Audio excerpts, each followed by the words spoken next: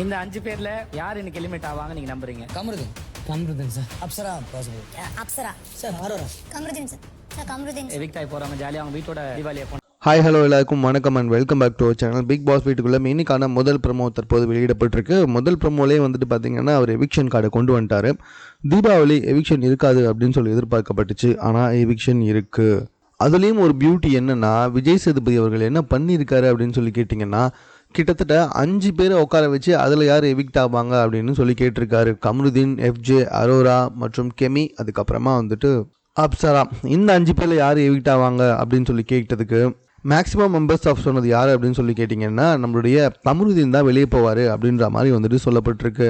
ஆனால் பாருங்களேன், அன்ஃபார்ச்சுனேட்லி அப்சரா தான் வந்துட்டு பிக் பாஸ் வீட்டை விட்டு வெளியே போகிறாங்க. இது நம்ம எல்லாருக்கும் ரொம்ப நேற்றே தெரிஞ்ச விஷயம்தான். பட் ஆனால் அரோரா தான் வெளியே போகணும் அப்படின்னு சொல்லிட்டு மக்கள் அனைவருமே எதிர்பார்த்தாங்க.